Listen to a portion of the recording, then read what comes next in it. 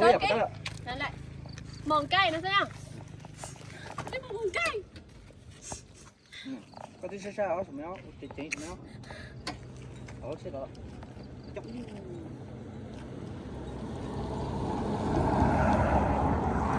Yo, bay. Đi po mòn cây. Gì? Go. Mama. Là sao nó chứ? Đi mua sắc cơ. Rồi nó chỉ mua thỉnh lên.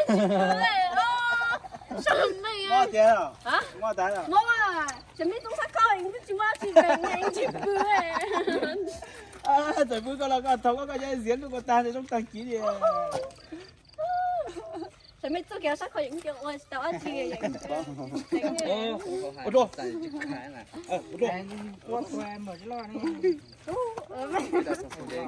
Tung sắc cơ đôi chuẩn bị tung sắc cơ anh chỉ mua chỉ thỉnh Yo.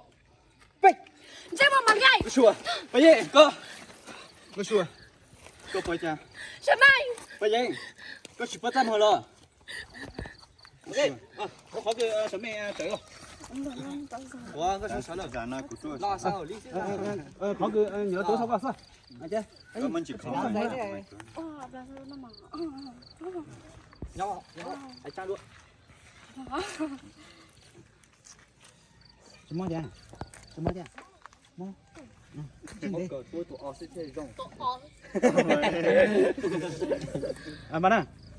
Gió à? Chỉ nho nữa. Nho số nhiều cha con. Sao té cơ mà.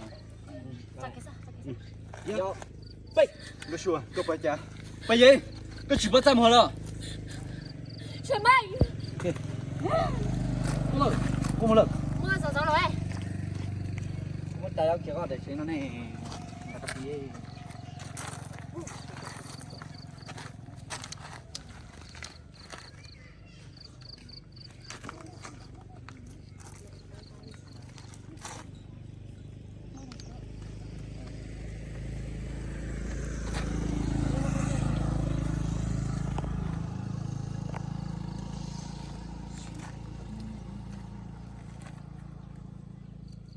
Bạn có sao không đấy hay bạn?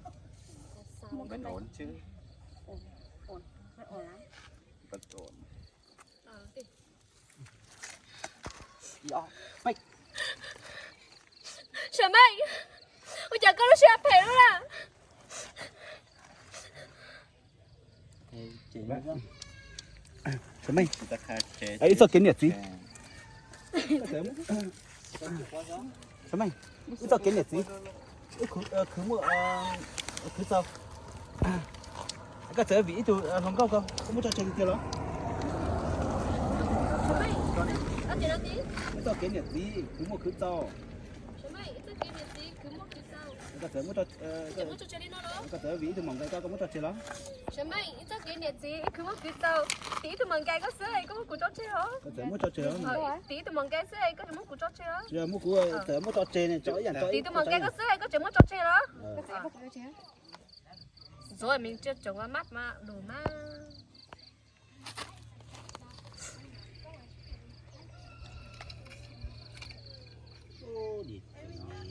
Mấy cơ bà tao khó khứ còn tên lấy à. Dạ.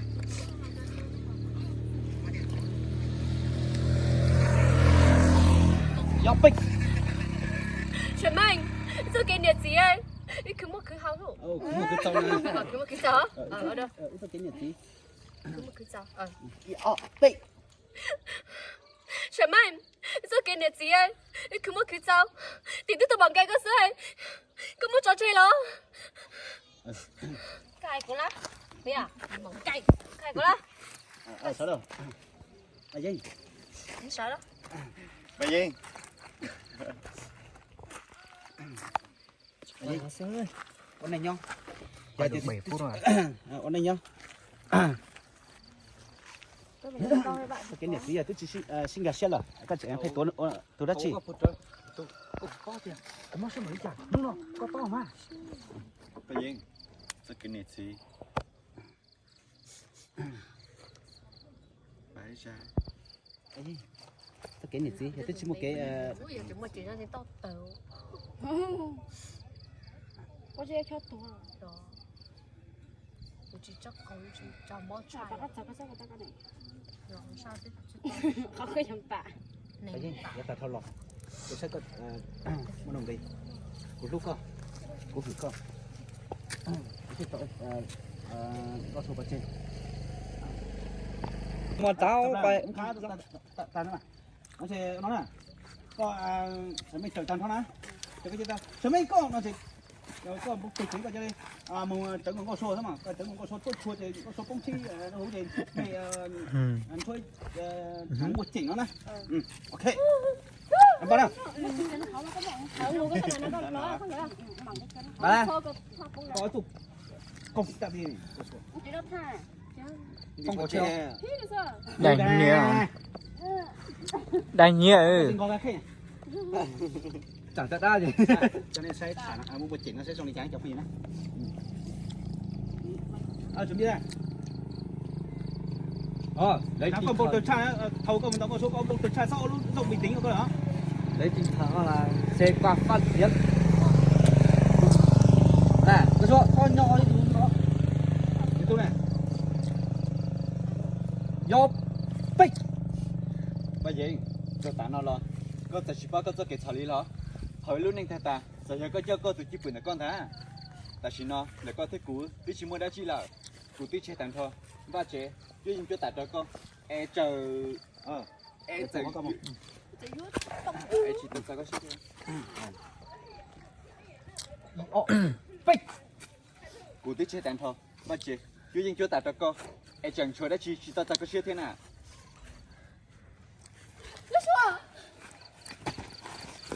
Ê,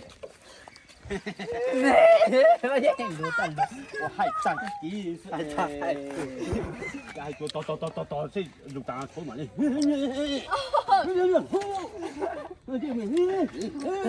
lại khó Bốc độ luôn. Thế là mình đang ngồi vào cái cước kia rồi. Nó này. Sao mày? Ngồi đâu mà lại ngồi đây có cái nào kia. Rồi đi theo ơi. Nó chúng mày ra luôn nữa. Chúng mày ra luôn tao đã thì khó. Sao mày? Cái xuống. Thì tao bắt chơi ít bộ trái giả chứ tao có xe theo đó. Có chạy vô đi trả thì tao có xe.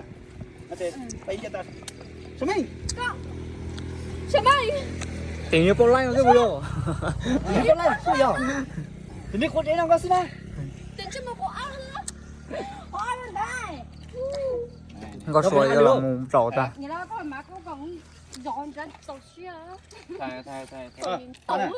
Chuẩn bị đây. vô bây giờ cú tí chế tàn thôi và chế vô bích cú tí chế tàn thôi và chế ít bộ trái giả cho con à tao chỉ cho Bây giờ, cũng chỉ cần thôi ít bộ trái giả chứ chứ đã. Và chơi đâu có. Chỉ tao có xe theo đó. Ai ơi, tao có xe. Có số mua. Có hà tao lũ cuối mà bây giờ lũ căng tông.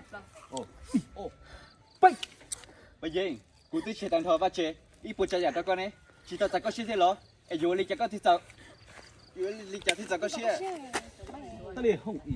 bích bây giờ cú tí chế tàn thôi và chế ít bộ trái giả cho con ấy chỉ tao có xe thế lo vô lý cho con thì sao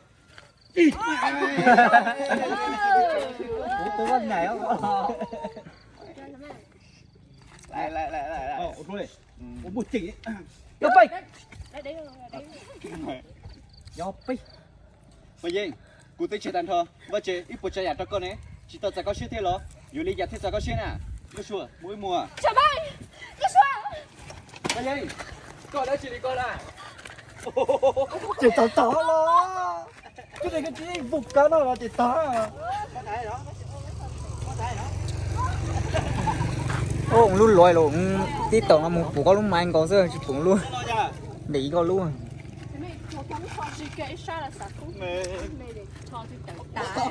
nó có hai luôn không sao đâu Cái gì đã chỗ chưa?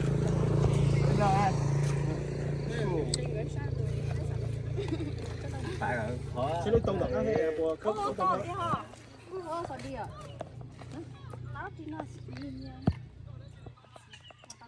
tử nè.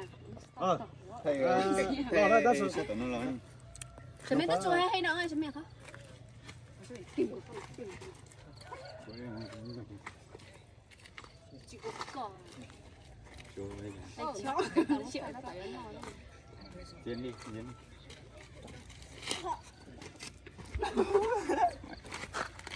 ya mà mới rồi Nó chỉ tao trò đi. dùng có sao ăn nó ít lửa coi coi xin lỗi ở mà Nó chỉ mua cái gì. lấy nhiều chút có Tao con tao cũng là giò mà. Tao chỉ chút. Sao mày chọn con sắp thôi đi coi sao. tôi sẽ phải chỉ vợ lo chị nhí quay khó cơ quay cái tỏ phải nhí lục trắng một luôn rồi quay cái tỏ phải sơn dây ngoài mua chỉ cú lùi với bố Mà má con thứ có sót không à anh cứ khó tập tao đi đâu vòng xe. Ô sao mày bây giờ chú à? Sao mày? chẳng Nó à sôi à? thì tôi mong cây nó sẽ bây giờ Thì tôi mong cái nữa rồi, cái kiểu. Con cái mà. chẳng có quay nó phải những chữ muốn cô một phút tận không phải thay rồi Đâu lại quay buồn chứ? chắc phải gì đó nhớ tầm bọn nó nè này xin đấy nè một phút tầm không mình thay luôn Ôi đấy, chị mới dễ quá nhà. Tôi đã khóc à. Nhớ xem mà rồi mình cứ không mình có biết. Nhớ xem mà qua đó thì có những cái mà không tao thiếu. mày cả uống cái gì lúc tình mà đợi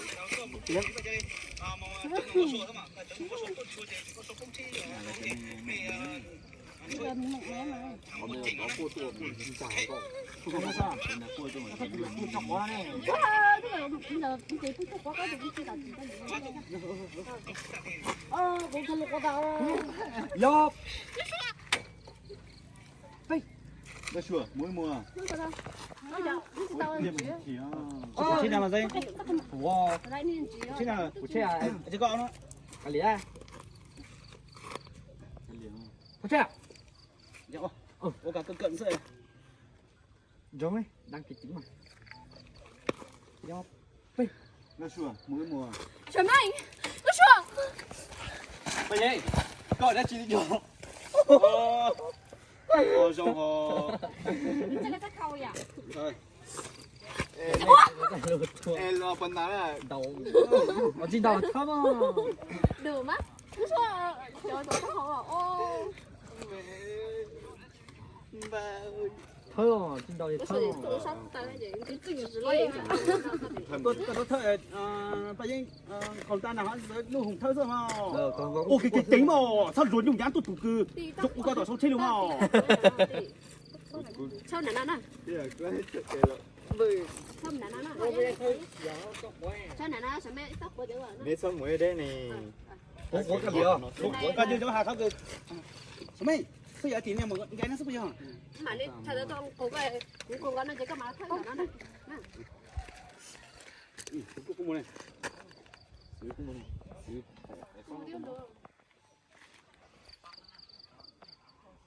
lúc một phút chỉnh hai phút phá liền xuống á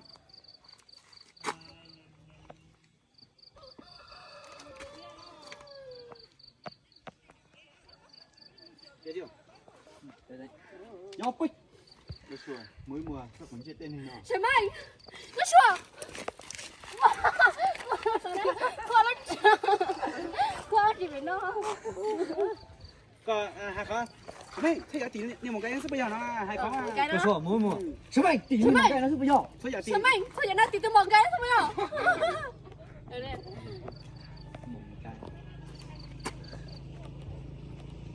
xuống đó cái tính là